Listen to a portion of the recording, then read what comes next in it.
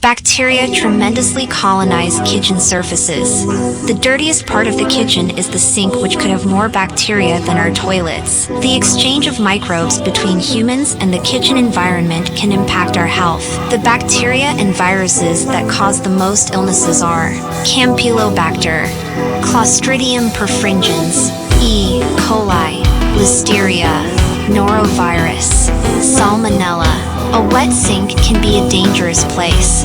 High moisture levels create the ideal conditions for some types of bacteria to thrive because up to 80% of a bacterial cell's weight is water. The location of a sink can affect the types of bacteria found. A kitchen sink in a home may contain more bacteria than one in the bathroom and contain up to 500,000 bacteria per square inch. The plumbing area found around sinks revealed microbial communities dominated by a group of bacteria called Proteobacteria, which includes pathogens such as Salmonella and E. coli.